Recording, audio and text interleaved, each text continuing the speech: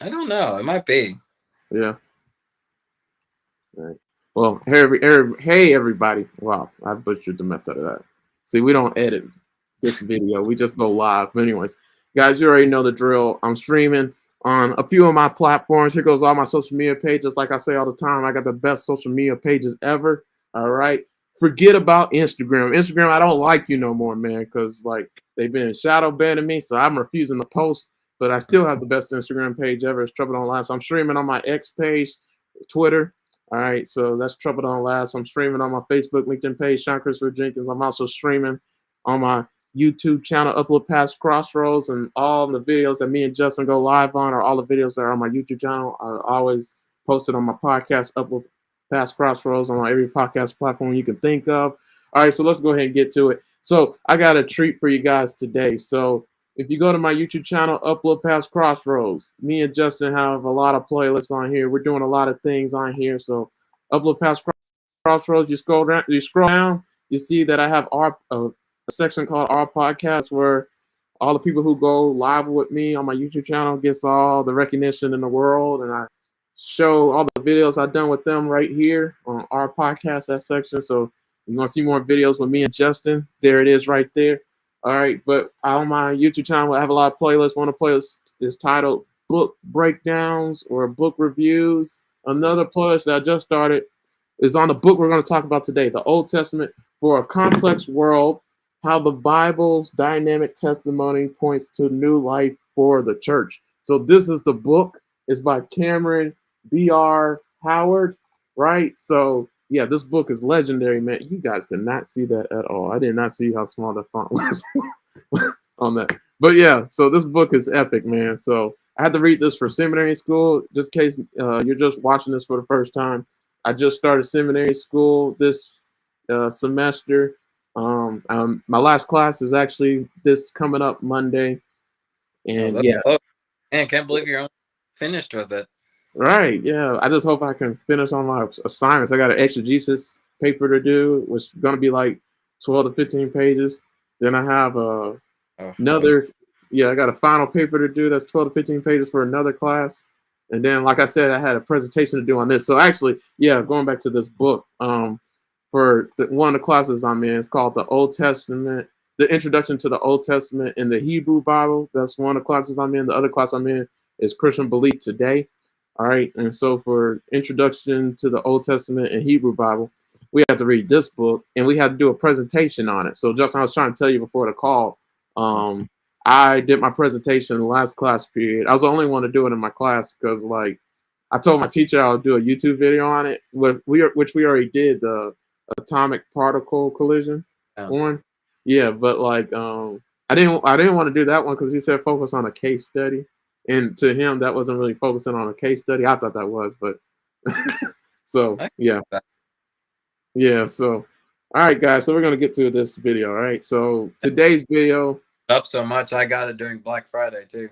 It's been a right? good Yeah, car, which I right. just like the idea of like applying the Old Testament to like modern life too, because I feel like we always consider the Old Testament as like, oh, like Bible times, it doesn't apply, but it's been a good read so far, so I'm excited for this video. Yeah. Yeah, I'm glad you got the book because now like we're gonna really go deep. Like that's what we did in class. Like when I did my presentation in class, like everybody, I'm surprised all the feedback I got. Like everybody literally commented, gave me feedback, but like they give their own 2 cents of like what they got from what I presented to them. So that's what I'm about to do today. Like I already made the slides for that presentation, which my teacher is funny. Before I presented, he barely knows me, but he knows that I do YouTube and I stream and I talk a lot. So like he was like, he went to class and said, so whatever Sean does, I'm not. It's not a requirement for you guys to do. You guys know he's a social media mogul or whatever. He said, he really knows technology, so don't worry about copying what he does for his presentation. Just present whatever case study you want to present, and Sean's gonna do his thing. So like I was surprised he said that. So yeah, I had a whole presentation set just like I'm about to do for this video, and I just threw out like what stood out to me the most from the book, and that's what I'm talking about for today's video. So yeah, I'm giving a huge introduction, Justin. But yeah, let's go ahead and get to it. All right. So with this book is called the Old Testament for. I'm gonna make it bigger so we can all see it, because I can see it pretty good, but I know you guys can't. So, all right. So the title of the book is called "The Old Testament for a Complex World: How the Bible's Dynamic Testimony Points to New Life for the Church." It's by Cameron B.R. Howard. All right. So in the table of contents, it's a really small book. Actually, it's only like 100 and Yeah, not as big as I thought it would be. right. It's 126 pages. Yeah. So it's really tiny. So it's only a few chapters in the book, but each chapter is so powerful. Like each chapter expounds upon another chapter, and it brings back another case study that it was referencing and stuff like that. But anyways, for today's video, ideally I want to go through each chapter with Justin and just pull up excerpts so everybody understands what was written in the book, just in case you guys don't get it. And we just break it down because all this stuff that the author was talking about is so applicable to everybody's ministry. It's going to help everybody preach the Bible in a way that makes the Bible interesting and desirous, and everybody will want to read it and get a revelation and all those stuff, right?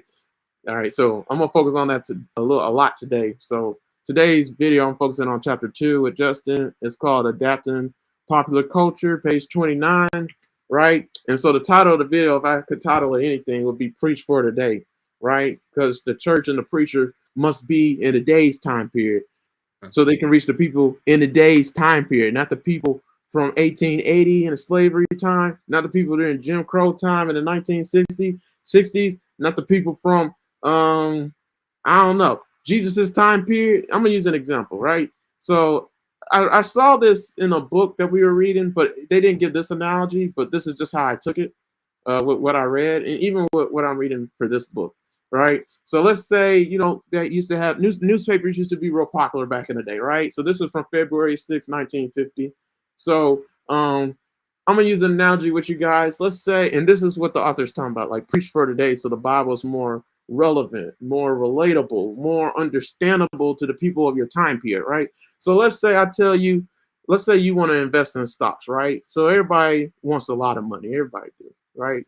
And so instead of investing for the stocks today in today's time period, you decide you want to invest in stocks from the 1950s.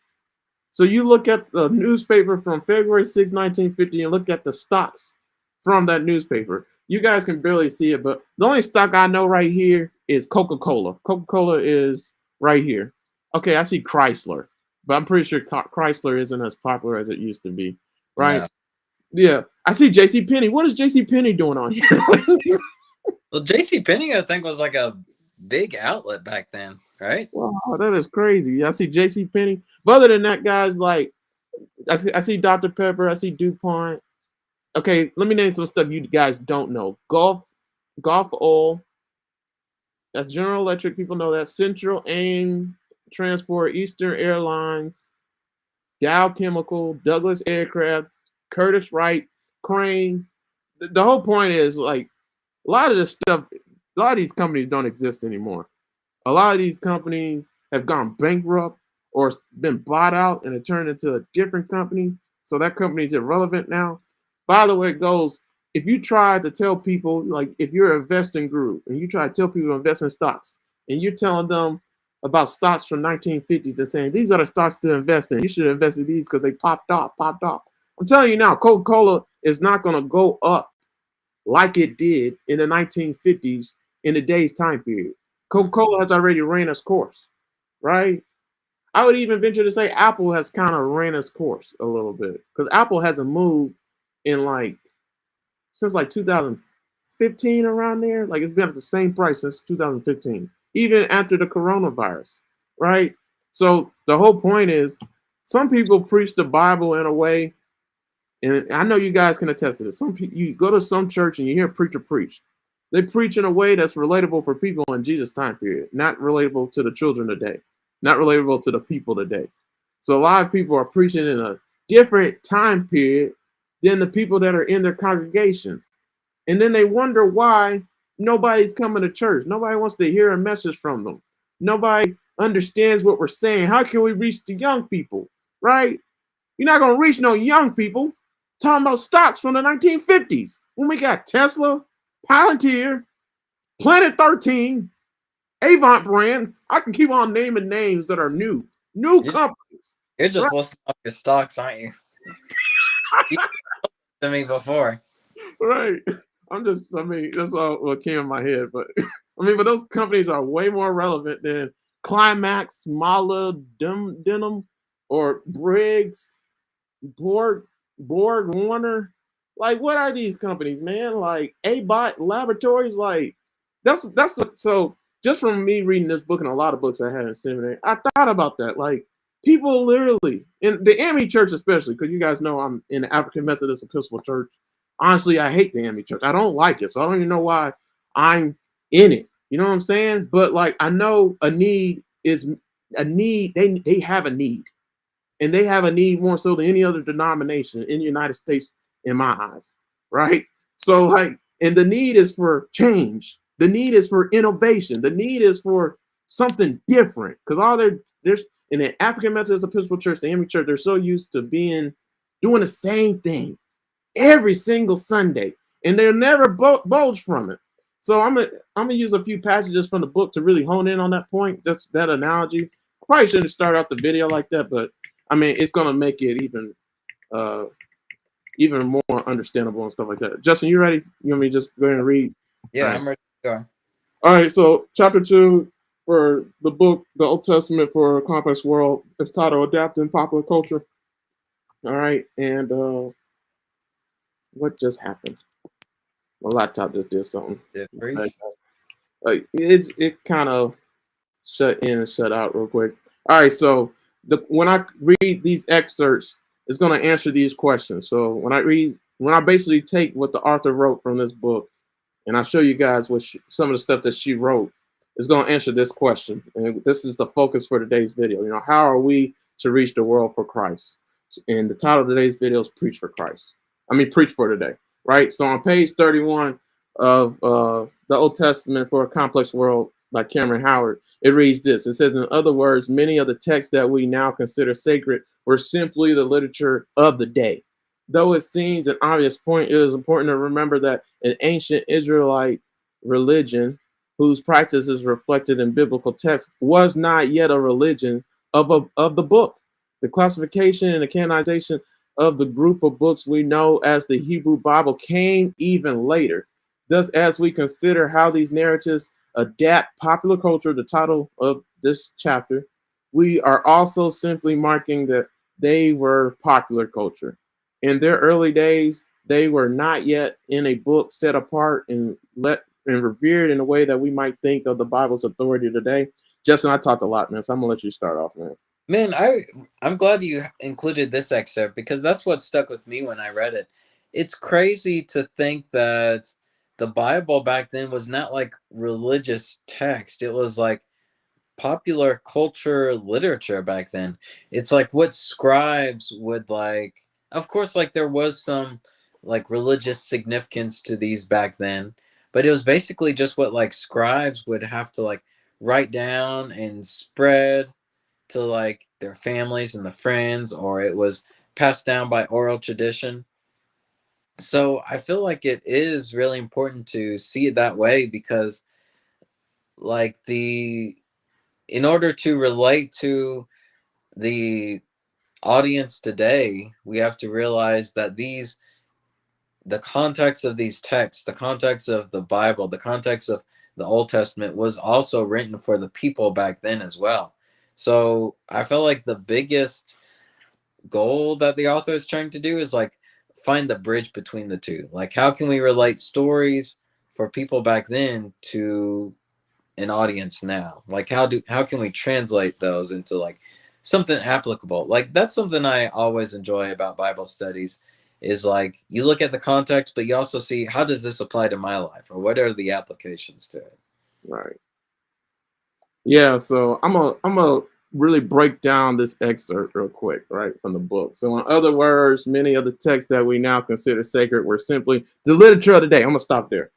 Yeah. So like a lot of times people look at the Bible as something sacred, like Mhm. something holy, or like, the words I'm trying to use, guys. Like but in that time period, the texts were just literature of the day. It was just popular culture, like the author said right here. It's just popular culture, right?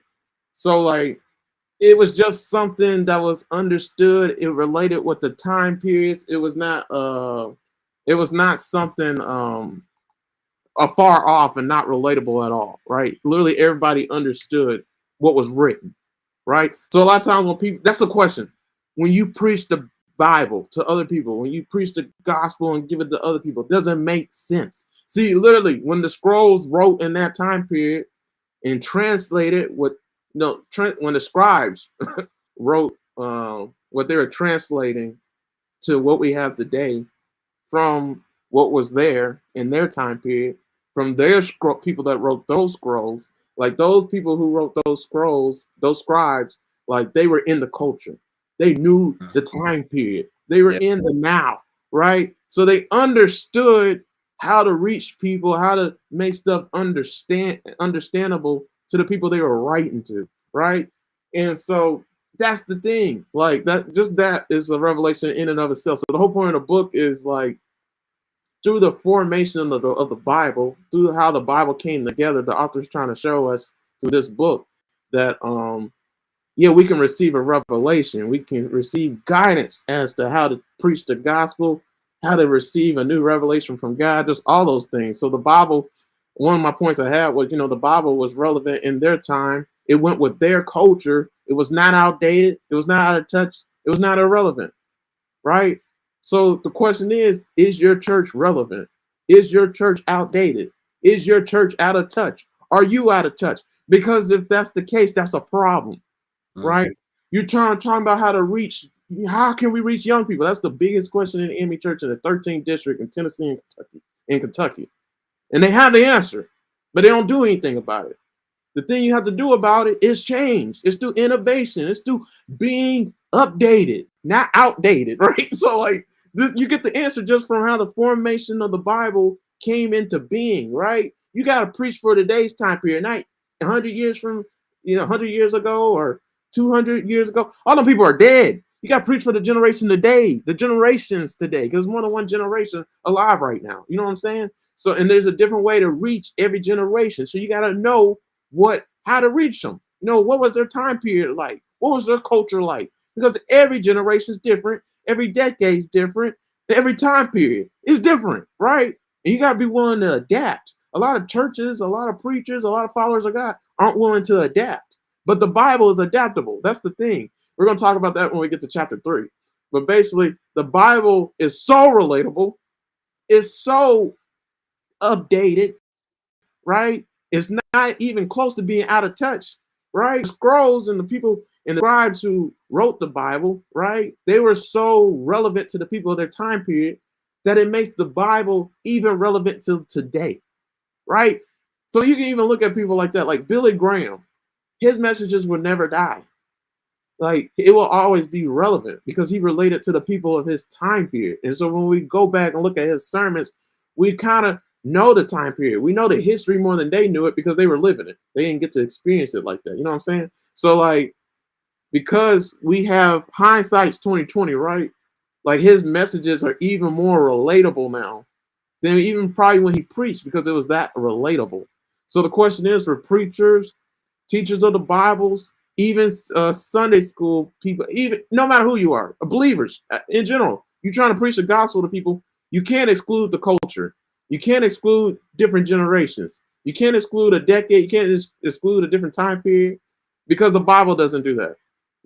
It doesn't exclude the stories of our day or movies of their day or the TV shows of their day, which was the plays because they didn't have television back then. But you get what I'm saying? Like even the music, the plays, performances, poetry, games, technology, knowledge, science, like all of it is coming together and can be used to make the Bible more relatable to everybody, right? So we can't exclude those things in our culture because the Bible doesn't even do that. Even the people who wrote the Bible, the translators, right? Even they related these things to what they were trying to write, right? And so even that is kind of debatable. And I know some people are like, man, that don't make no sense, man. This is a false gospel. No, if you look at like chapter 3, when we get to it, I'm gonna go ahead and spoil it. But chapter 3 talked about how there's flood accounts in the Bible, the story of Noah, right? And then there's court stories in the Bible. So Esther, Nehemiah. So it's different people, in the Bible, main characters, right?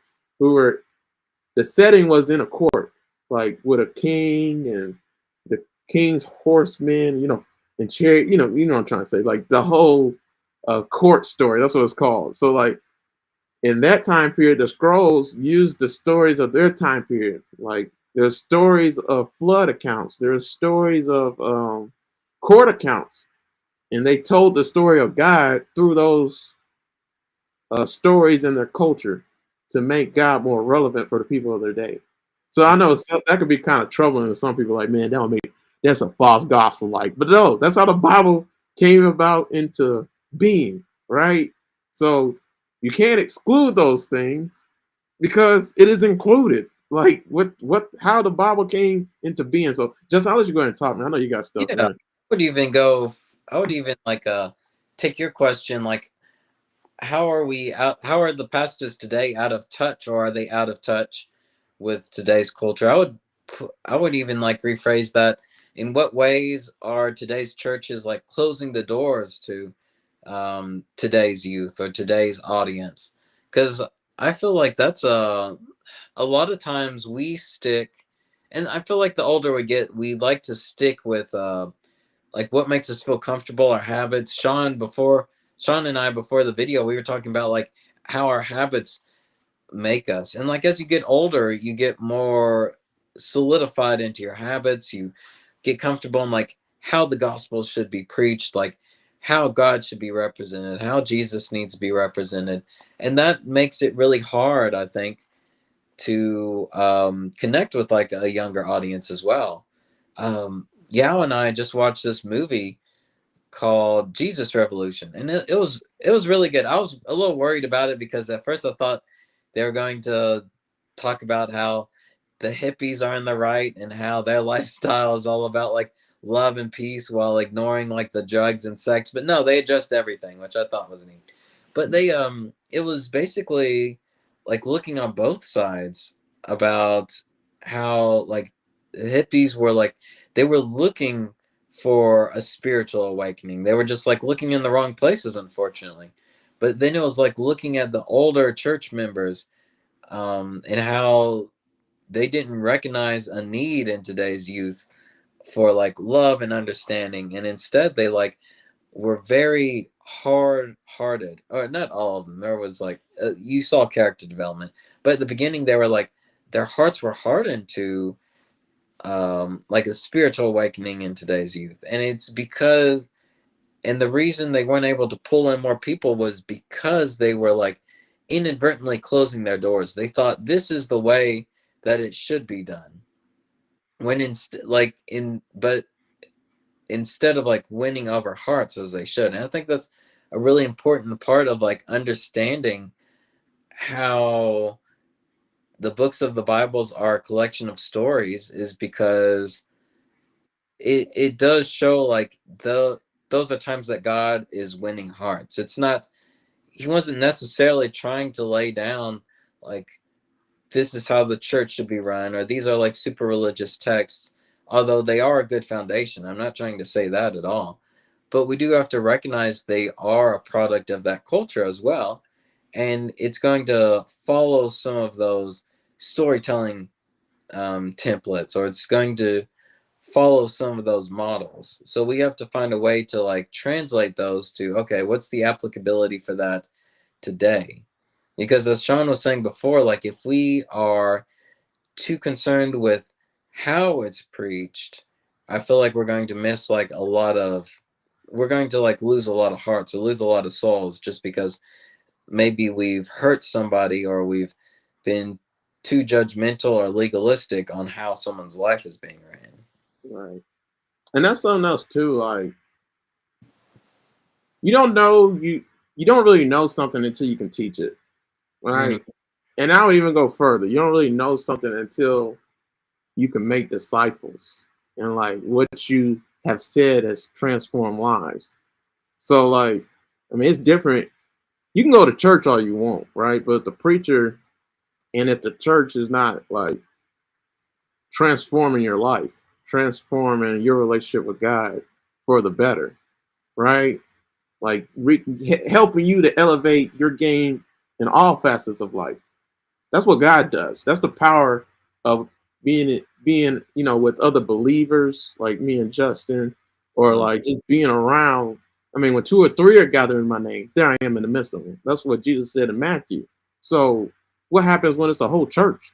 You know, like a 50 or 100 or thousands of people. Like that's when you should really be feeling the spirit of God move in your life. Like whatever happens in life, it doesn't even matter because Mm. you're set on fire for God, and all you're in heaven, right? And your feet are just dangling down to earth, like you're on cloud nine all the time. That's what it feels like. Like when a church is just vibrant with, I mean, in all different ways, right? So like, yeah, if it's at that point, then basically like the preacher, the teachings, like just everything that's going on in the church, like it's simplified, it's understandable, it's easy to fathom and relate to people. The messages are easy to relate to other people and relate to you, right? It goes with everybody. Like I'll use an example. I went to Elevation Church in Charlotte, North Carolina, like um, from 2016 to 2018 with Pastor Stephen Furtick, right? Mm.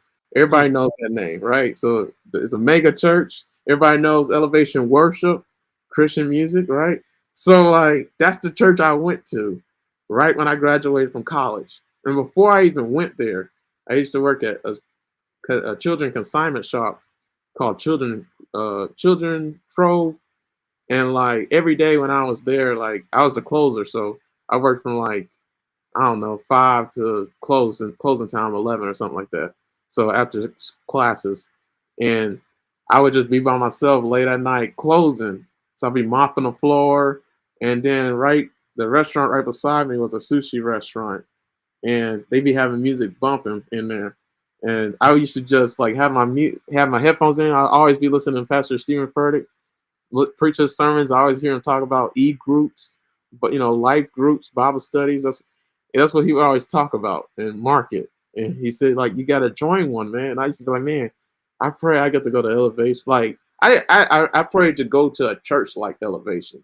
I didn't know God was gonna make pave a way for me to graduate from college, get an $80,000 a year job with Bank of America in Charlotte, North Carolina, and Elevation Church is just 6 minutes away from where I live, right? One of the like they got like 15 locations now. So like most of them in Charlotte, North Carolina. So yeah, so like God paved the way for me to get that experience, right? And the Bible has never been relatable. Well, that's a lie. But like you guys get what I'm saying. Like I've never been in an environment like that when it comes to a church. You see what I'm saying? Like where everybody was hungry. Everybody wanted a word from God. Everybody wanted to, you know, enhance their relationship with God. Everybody wanted a new revelation, right? And I say all that to say, like, every single time Pastor Furtick preached, or whoever preached, because he didn't preach every single Sunday, but he preached majority of the time, like probably like 82% of the time, 72% of the time, just depending on the year. But like every single person who spoke, man, every time they preached the Bible, it was so relatable. It related with everybody. So like everybody heard the message, but you can hear a message and get a different revelation from it. But it's Mm-hmm. still the same message. It's still the same thing. Right. And that's how it was. Like every message was perfect. Like, could it have been better? Yeah, there was a few that could have been better, but they never sucked. Like sometimes you go to church and the messages don't hit anything, right? Mm. Don't touch nobody. Like one of the things, see, the Amy Church kind of like lowball it, and they're not the only ones. Like they'd be like, man, if I could just reach one person, that's enough. No, forget that. Like if you're having church, you need to try to reach everybody. We got to preach for the day, for the people today. So you're not gonna don't waste time preaching a message, going up in a pulpit on a Sunday when people are hungry for a word of God. Like they're coming for some reason. But like in the AME church, in the African Methodist Episcopal Church, I can only speak for them. Like, and I know they're not the only ones. Like they settle for less. Like just it's the mundane of them. Like it's just another Sunday. Like I preach hard when Bishop is here, or I preach hard when it's conference and everybody and the other preachers around, and I gotta show I got a little something. But I'm not gonna preach hard, with my 3-member congregation and everybody's over 70. Like, because that's how some of the churches are, right? So like, and it's like that because a lot of reasons, but the main reason is like they don't relate to every generation. They don't try to preach for the people in today's time period. Like and not just that, they don't want to change. They're afraid of change, right? And when you do that, you're not going to reach young people. Young people in the church. Young people and old people are important. You can't just have one or the other, and that's how some churches are. It's either an all young people church or it's an all old people church. But some churches have both, right? And both of them come with great revelation and just perfection. I'll wait to talk about that. Justin, you got anything else to say, man? Yeah. I'm talking a lot, man. Yeah, I really wanted to say I like the point you made about how like lots of different people may read the same thing but get different message. I think that's a testament to like the Old Testament, and the book identifies that the Old Testament was actually written through different eras, through different cultures. Like we always think, oh, it's just in biblical times, but no, it spans like centuries. So I think that's what makes it so useful in reaching out to like different people during that time, is because it was able to relate to so many different cultures. It was written by a lot of different authors and cultures, so it's able to direct almost different messages with the same word. And like that's you can testify that as like the word being like alive, the word being God breathed. But I also think it's because like has it has been written by like multiple people through different eras, and like that's what we need to do with the Bible now, as well as like how can we relate this to a new era. Yeah. um I don't know, there's just a good balance in there somewhere. I do think like the word is God breathed. So we do treat it with a certain level of reverence. But yeah, as Sean was saying before, and out of the excerpt from the book, like it was just kind of a product of its time as well. So there's a good balance in there somewhere where it's like it is God's word, but it's heavily influenced by like people. Yeah. Like we have to recognize that people like man wrote these books. So there's of course they're going to be affected by like how they write it. Like look at the gospels. Some of them tell like the same story 3 or 4 different times, but in different ways because they're trying to reach a different audience. Right. Like yes, they were all influenced by God, but you can tell like they were all like a keen eye can notice that they were written for like different people or in different ways. So it's like, how can we, I don't know, like people are hungry. How can we translate this in a way in which people can like eat that up? Right. That's what I was gonna say too. All right. So I'm glad you said that. I need to start reading more excerpts. I've been talking forever. But I'm gonna read the same one I read just a minute ago. So it's this last part that got me. It says in their early days, they were not yet in a book set apart and revered in a way we might think of the Bible's authority today. So when it's talking about the biblical text and the biblical text in its early days, right, was just another text. It was just another writing. It was just another scroll, right? So like it wasn't as significant as it is today, right?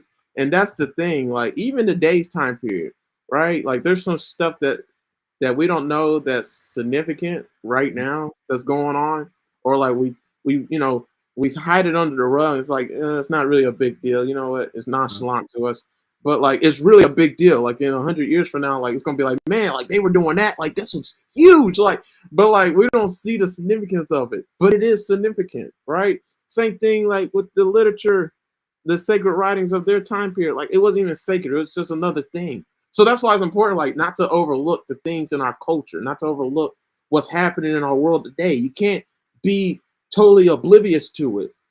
If you are, you're gonna miss out on reaching the people for you today, right? Because the Bible has to be understood. That's the first thing. You have to break down the Bible and make it make sense to people, right?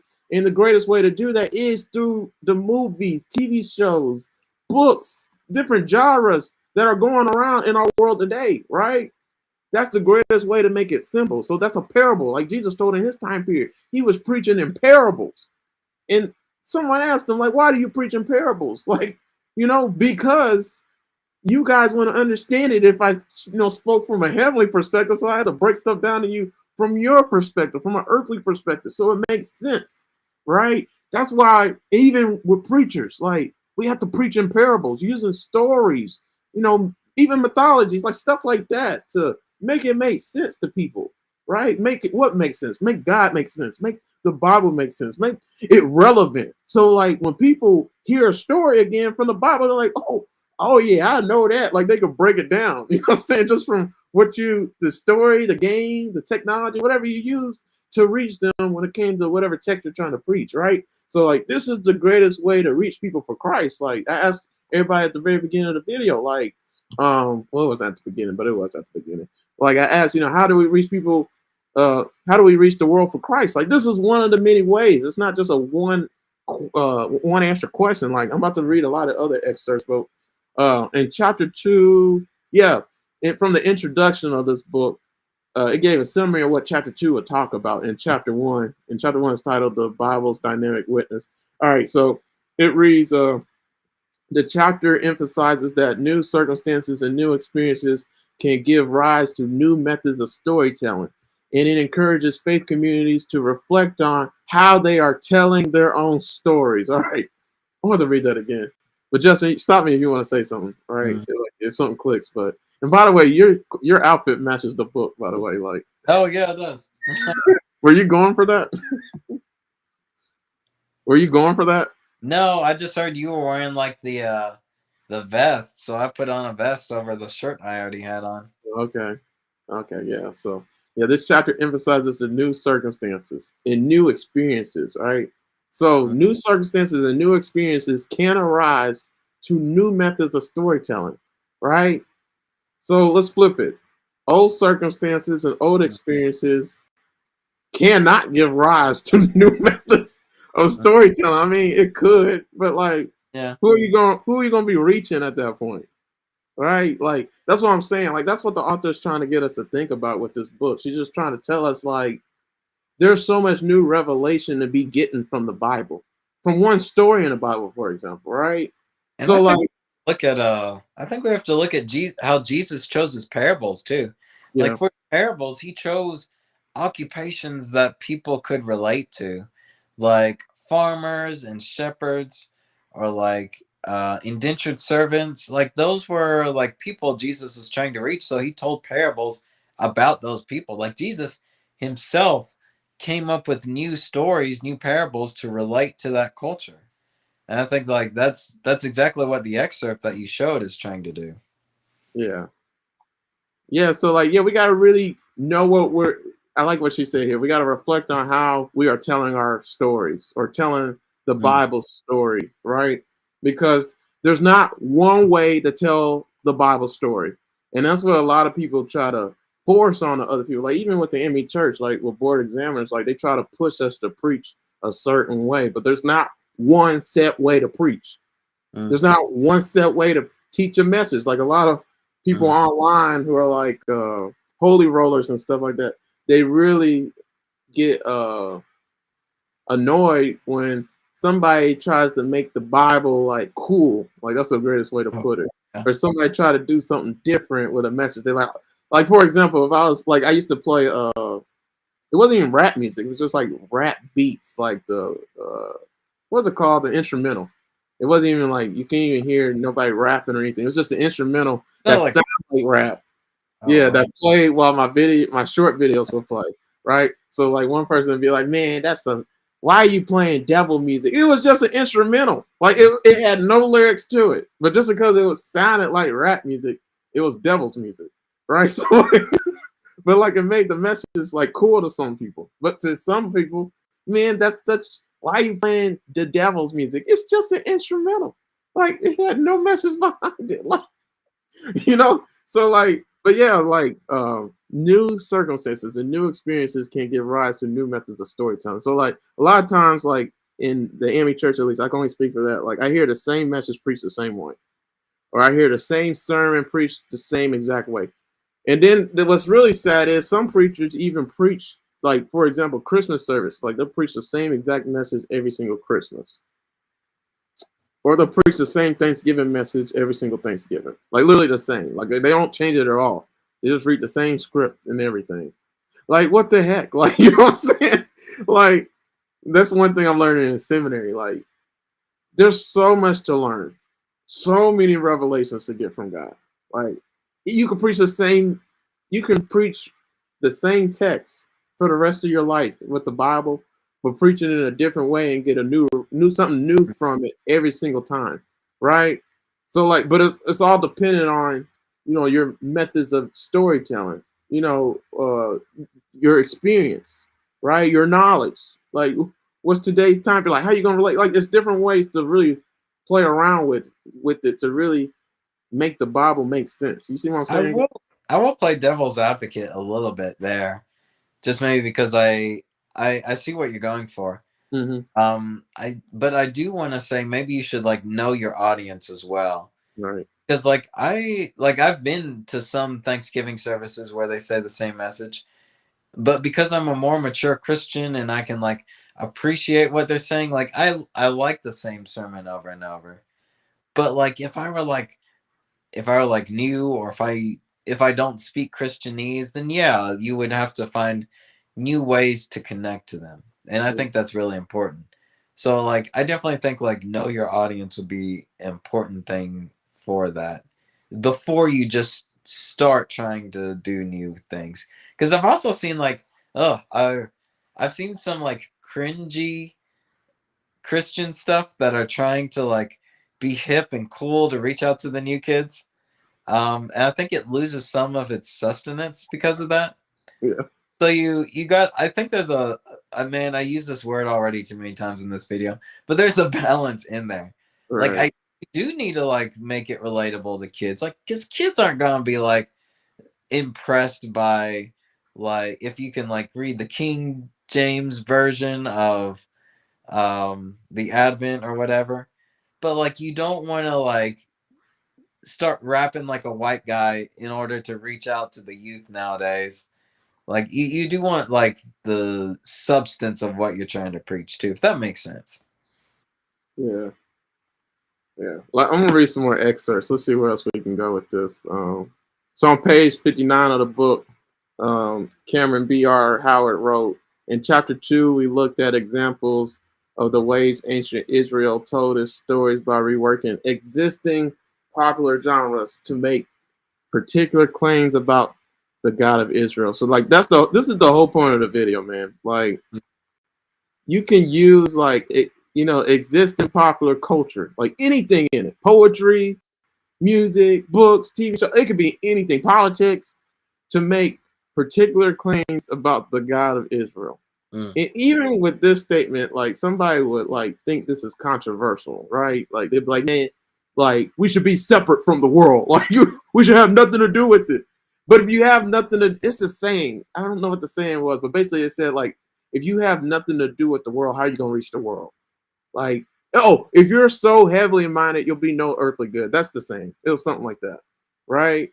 So like, you have to relate to the people that you are around, right? You have to reach the people you are around. Did Jesus have nothing to do at all with earthly people? Like, no, he was with tax collectors. He was the Pharisees asked, why are you hanging out with sinners? Why are you with the prostitutes? Why are you with the tax collectors? Why are you with the zealots? Like, why? Because he was trying to reach the people of his day. He even said it. He said, what good is a doctor, right? No, I'm trying to find it. Justin, I know you got something. I'll let you talk, but I'm trying to find that quote that he said. Yeah, I think that goes back to I'll use the quote I really like. People want to know how much you care before they care how much you know.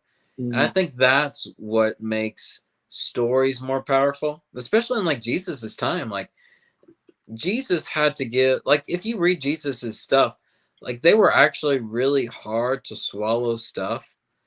But I think the people were like he already had such a good relationship with his disciples. He had good relationships with the people. Like he showed an authenticity and authority that made people receive the stories a lot better. And I think that's what helps a lot of stories, because a lot of times I think, and I'm going to backtrack a little bit on what Sean and I have been talking about. Yes, we do want to reach out as many people as we want, but we don't want to go so far where we're treating them like projects, where we're like not treating them like, where we're, instead of treating them like people, we're treating them as like, oh, this is like a number of souls that we have to save.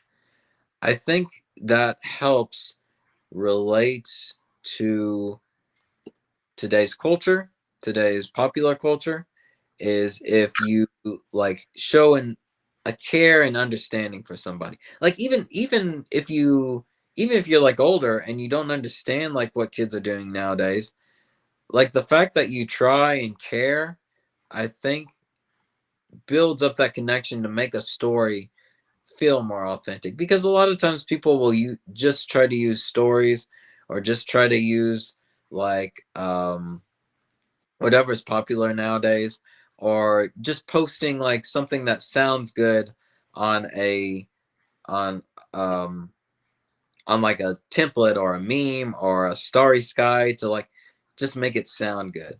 But it Mhm. loses a lot of authenticity there if you don't have like that connection with somebody. If you don't have like that uh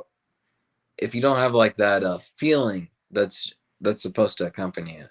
Right. And that's what I was trying to say. Like, that's the biggest problem with any church, right? Like, churches are just not the cool thing to do because of that, right there. Like, they want everybody to bow down to what they want, but they're not willing to serve what other people want. Mm, You see what I'm saying? like, So like, yeah, like people are sick, they're looking for something. Everybody has a need, right? And the greatest way to point it, this is my love, right? I don't know if you guys can tell, but I have a passion for it, right? Like, as a preacher, it's your job to make sure every need in the church gets met. You can't meet every single need. mm, You need people around you to help you to do that, right? There's people Justin can reach that I can't reach. There's people I can reach that Justin can't reach. But us together, oh, we can we can reach a lot of people. But we have to be together, right? And that's with everybody in the church. It's called lay members. Everybody's a lay member in a church. Everybody. So like everybody has significance in the church, even the little baby, even especially the 5-year-old, especially the 12-year-old. The older, the better. Like, you know what I'm saying? The younger, the better. Like 8, 6, they got some ideas. Like, I'm gonna use an example. Like we went to a learning academy, right? In the Emmy church this year, and I was invited to be the worship leader. And it was like in July or something like that this year. And like when I went, I'm the worship leader for this youth day event for youth. It's for guys. But instead of making an event for kids, for youth, they literally turned it into a church service like we do every single Sunday. Now, did they make some tweaks? Yes. But they didn't make enough tweaks to make it a youth service. Like it was literally a service for adults. Like the adults loved it. The kids, they hated it. You could tell just looking at them. They didn't want to be there. It's a freaking youth day. We're supposed to be reaching the youth. This is why the millennials, people me and Jess's age, are not in church no more. Because they did stuff like that to us. Right? mm, If it's a youth day, you got to do youth things for youth so that they could love God like you love God. That's the goal. It's not so, older people think in the Emmy church, as an example. Like they think, like, whoa, we had it like this in our time period in 1950. It has to stay like this because it worked for me. No, not in today's time period. You know what I'm saying? Like, so that's why, like, even millennials, we don't let our kids go to church no more because we already know what they're gonna do, right? mm, They're not gonna care, right? Justin even said it. Like, people don't care how much you know; they want to see how much you care, right? mm, That's the whole goal as believers. Jesus even said it, man. Love one another, right? The greatest of these is love.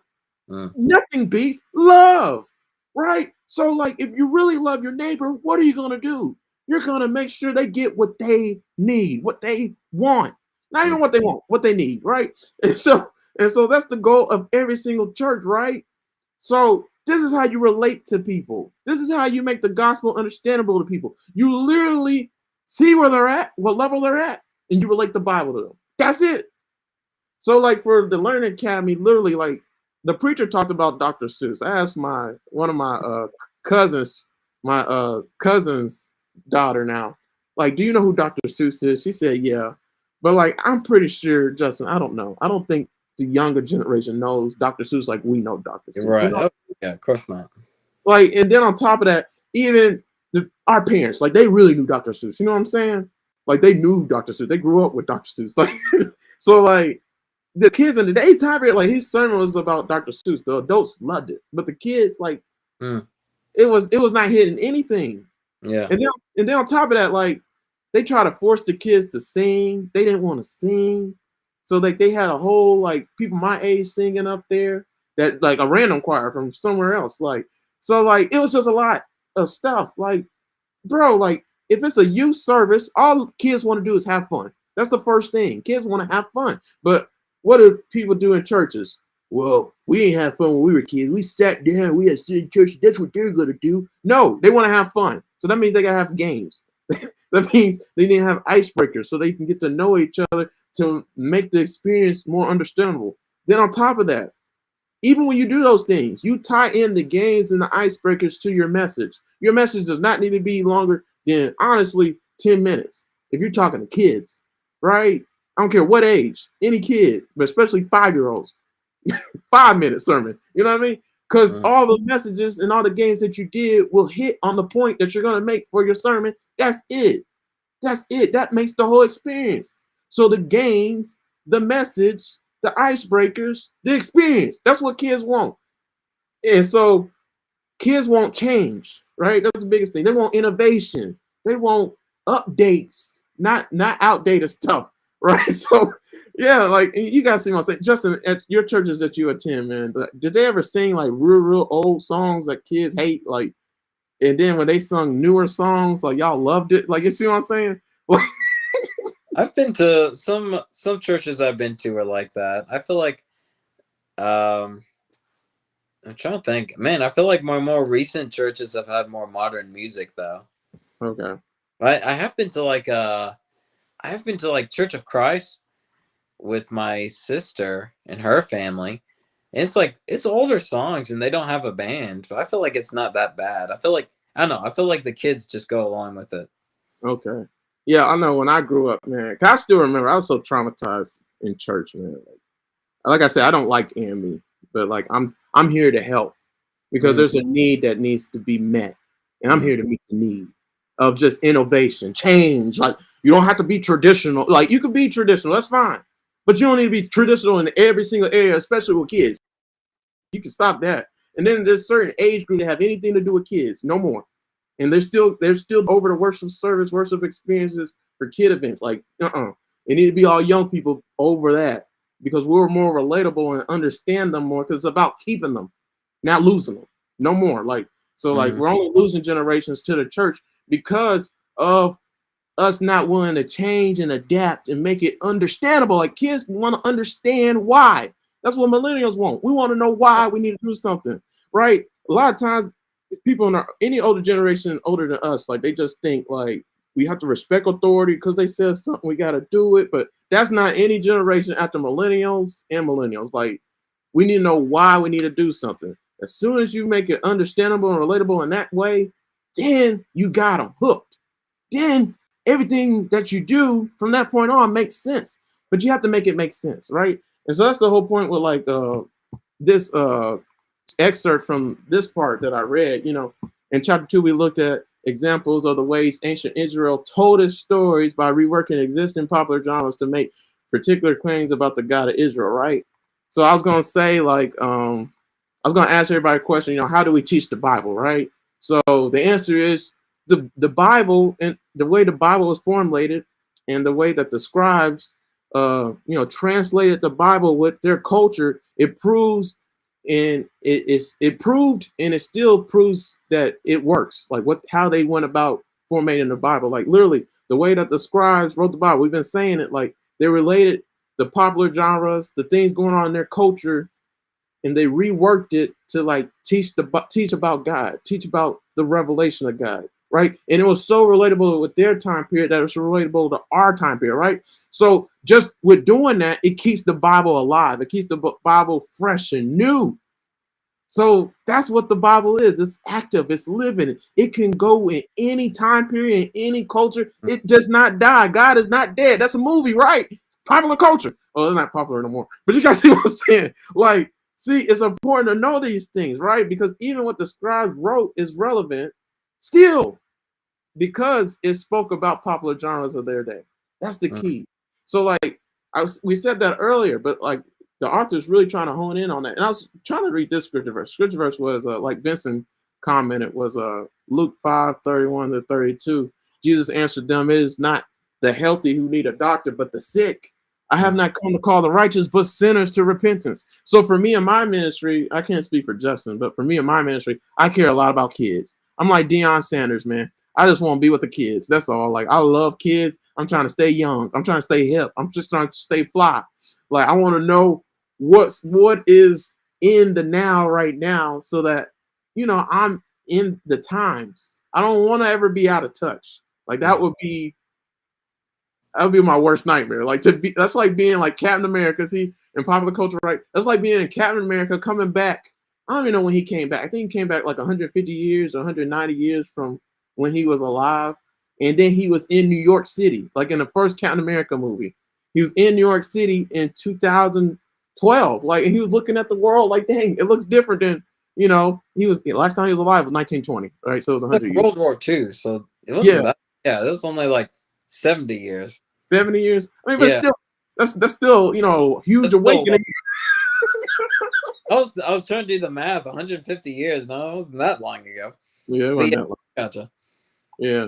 But you guys get it. I'm gonna read another excerpt. Justin, you good? I'm gonna keep on reading them. Yeah, This, go for yeah, this part's real good, guys. So like this section for me is called like the Bible isn't devoid of culture, right? So this is one of my favorite parts of the book that related with just preach for today's time period, right? The theme of today's video.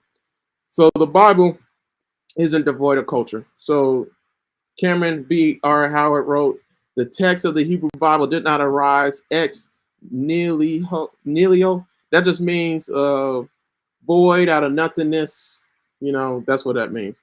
So devoid of any influence from the political, social, cultural interests and of ancient Israel or its surrounding cultures. On the contrary, the texts of the Old Testament reflect the influences of multiple traditions. Ancient Israel was never a people in isolation. It is it and its literary stylings testify to contact with its neighbors. Nestled among powerful empires like Egypt and Assyria, and perched beside the Mediterranean Sea, Israel was well suited for interactions with the surrounding civilizations. All right, Justin. Next, I'm gonna let you read, man. I'll be reading a lot, but it. you got something to say on this one? Yeah, I do like. Yeah, I do like that. I wasn't sure what ex nihilo meant for a moment, but it did have. I think that's what you were saying. Like, it is, the scripture is just very alive. Like, it's able to apply to like so many different time periods, because like the lessons have been able to been applied for a lot of different time periods. A lot of times, like people may think like the Old Testament is like outdated or not applicable, just because they don't want to follow what's like written in the Old Testament. It's like clear as that. Like, there's evidence that there were consequences when people did not follow what happened in the Bible. Like, these weren't just and I guess I'm talking about commandments of God or like instructions from God. Like, these instructions weren't just given to a people that were isolated from the world. They were given to a people that affected their lives, like had consequences in their lives. And you saw the consequences when they did not follow it. Like, that's evidence that it was not devoid of a culture. It was not devoid of like real lives. And going back to what Sean was saying, like our younger generation wants to know why, um, like why things are this way or why we do things. And I think we're in a time period where, like, back then, like, God would say something and they just knew to follow it. Otherwise, bad things would happen. Like, nowadays, we know there's a reason to, like, a lot of God's commandments now. I'm trying to think of, like, a good one. Like, sex within the confines of marriage. Like, you see that there, gosh, you just see our culture, like, affected by people who have sex before marriage, um, sex as a purely carnal, purely physical act, and while cutting out the emotional ties to it, like you see negative effects of that. So like you have the why of those now. You see you even have statistics that show like people who move in together before they get married are much more likely to separate. So you see, we are getting the whys for it now, and mo- I feel like the most interesting thing is we are fine in the U.S. during this time period. We're finally seeing a culture that has moved away from God, and how lost, how destructive that is. Right. Like you see the cult, as I was saying before, you saw consequences of people who didn't follow God's instructions in the Bible because in their culture, like that was just detrimental.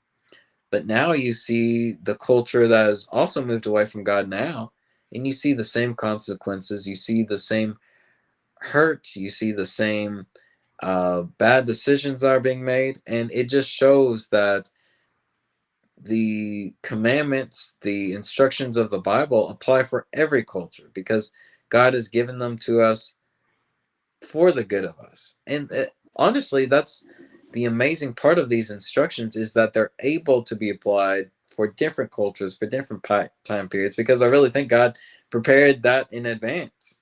Like Mm-hmm. it's just in our nature to follow these instructions because God knows what's best for us. Right. Yeah, I like how you said,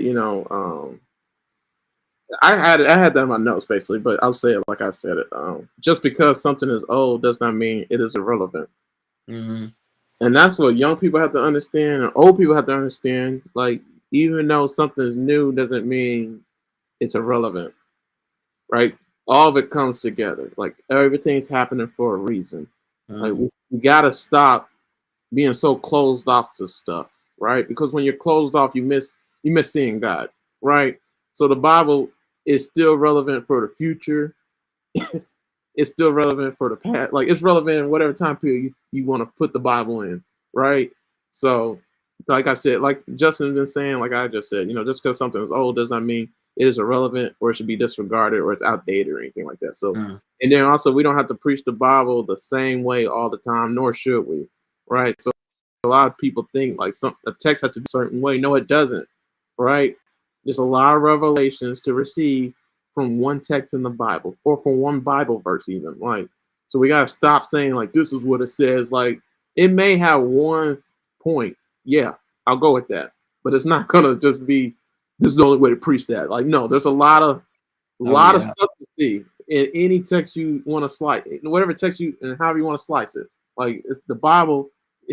It's that's why we're gonna be in heaven for all eternity, man. It's just too much to learn about God. It's too much we don't know, and then heaven, we're not gonna know everything even when we get there, right? Like, Mm-hmm. no, even for all eternity, there's too much to learn, too Oh. much revelations, too much everything, right? And so that's what the author is really trying to convey with what she was writing, man. So then also I want to say, like, too, even when the Bible was created, the writers were influenced by political, social, and cultural interests, like we read, and we must show our culture and the people of our day how the Bible is relevant in our day too, right? Mm-hmm. Because that's what they did in their time period. Like, I want to read that. Like, I want you guys to see that because I had everything highlighted so perfectly. Like, um, so the Hebrew text, which does just mean the Old Testament, the Pentateuch, anything like that. It didn't arise out of nothing, out of thin air. Like, people literally think that, like, they just think like the Word of God just came and bam. Like, no, it's a lot. The Bible's a lot more complex than that. It's a lot more complicated than that. Like, there's a lot more. What's the word I'm looking for, Justin? Like, It's like complex, but it's like even more like complicated. I don't know. But yeah, guys, there's just a lot of nuances when it comes to like the Bible in so many ways. Like, for example, I'm not going to talk about it for this video, but in one of the books, and I think it's even the next chapter of this book, it talks about how like the Bible is innovative, which we've been throwing out that word, but she was saying that the Bible is filled with a lot of contradictions. And a lot of times with the contradictions, everybody in the church and new believers and believers in general, we avoid like the hard things to talk about, right? Like, for example, like with David, like we want to focus on all the good things about David and Solomon, but we don't ever talk about the bad things with David and Solomon. And I was talking about with Justin about that. Like in one of the books I read, like it was talking about how David, one of his daughters, Tamar, was raped by her sibling, right? It was like the third oldest or second oldest, something like that. And her brother, actually, so her brother from the same mother, right? Like he heard about it and he wanted to get vengeance, but he waited. Like he waited patiently. And he consoled his sister, Tamar. He went to his sister and took care of her. David never went to. It never said anything in the Bible about David going to see her at all. It could be because your work as a woman in that time period is having babies. But if you're the daughter of a king, that means your work is, can I marry you to somebody else of another country or something, another nation or something like that, to make a alliance, right? To make my name greater, right? So like with Tamar being raped by her sibling, like she was damaged goods to David. David didn't even go see her. He went to go see the son that raped her, right? And not just that, it said that the son that raped her didn't want to see anybody. He said that I'm sick and I'm bedridden. I can't see nobody after the rape happened, because he was infatuated with his sister Tamar. But it said as soon as he raped her, he couldn't even look at her. He hated her. That's what it said. And she even begged him, don't do this. And she gave a whole lot of reasons, like, this is just going to make things worse. Like, why would you do that? Just marry me the right way. But he wasn't willing to do that. He wanted what he wanted at that point. Long story short, he ended up dead. But David went to go see her. I mean, see him, the son who raped her, instead of Tamar. That says a lot about David. Like, if that's the case, but why was that left off? Why was the woman, when David fled from Jerusalem because his son Absalom was trying to get the throne and was threatening to kill him, he left Jerusalem, right? He left some of his wives and some of his children. David had a lot of wives. Solomon had a lot of wives. But like, if Solomon had over 1,000, 700 wives, thousands of concubines or whatever, like how many children do you think he had? David had a lot. David had like 60. Solomon probably had way more. But only person that's mentioned for Solomon is Rehoboam. That's it. So you guys see what I'm saying? Like, there's a lot of like stuff, unknowns, a lot of people's stories who aren't being told in the Bible, like Tamar, for example. Like, what happened to her? You know what I'm saying? Like her brother that consoled her and looked out for her, like he named his daughter after her, to keep her name going, right? But like, what happened to her? Like, what happened to the wives that David left in Jerusalem? Like, he never went back to them. We never got that. The children, what happened to them, right? So like, there's so many people's stories who aren't being told. Not to mention the women, guys, in the Bible. Like, how many wives did David had, and how many of them have a voice? Only people you really hear from is Michal, and you barely hear from her, right? So like, there's so many. They call it contradictions in the Bible, or nuances, or just unknowns, stories that aren't being told, voices that aren't being said. And if we give those people voices, if we focus in on those things, we can get a new revelation from God. But a lot of times the Bible's so confrontational, and like, there's some stuff that's hard to read and hard to preach, and you don't want to preach that because it'll offend somebody. So you miss out on getting a revelation from God. So like, yeah, the Bible wasn't made out of nothing. It wasn't devoid of any influence. Right? Literally, it was hitting on every single body. I would even venture to say the Bible hits on everybody's story. It hits on every single topic you ever face in life. But you can't hit on those topics if you're not willing to talk about everything. Yeah. If you're not willing to talk about the nuances, the unfamiliarities, like, you can't be devoid of the stories. right? And if you don't talk about it in church with your kids, they're going to get that information or lessons from outside the church or from their friends, and who knows what they'll learn from there. Yeah. So yeah, I want to keep on saying stuff, man, but I'm gonna go ahead and end the video because like we already at an hour and 10 Oh now. yeah. Oh yeah. I didn't Yeah. realize. Oh shoot, we just hit an hour and 10 minutes. Yeah. Right. How long you thought it was? That seems to happen more and more often. Right. Especially when we're having fun on video. But yeah, Oh guys, yeah. I'm about to hit you with another one so you can see Justin matching with our book for today.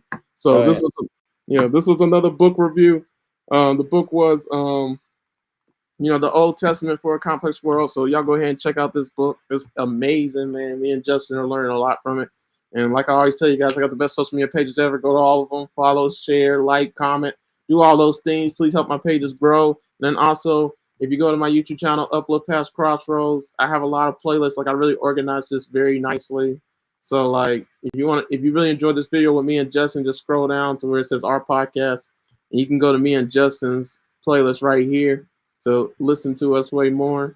And then also, this playlist and this video relates to this playlist right here. Anytime we're breaking down a book, so me and Justin gonna be doing that way more. So this playlist is called Book Breakdowns or Book Reviews on my YouTube channel, Uplift Past Crossroads. And then also, if you really enjoyed this book, me and Justin, I started another playlist just for this book specifically because we're gonna be really breaking this book down and tearing it up because it's just too much stuff to glean from it.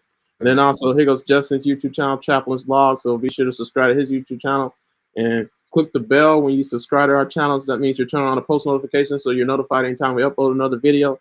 And then please make sure to like, comment, and share on every single one of our videos. If you do those things, you really help us out. And then here goes Justin's Facebook page, Justin Lee Howell. Mine's Sean Christopher Jenkins.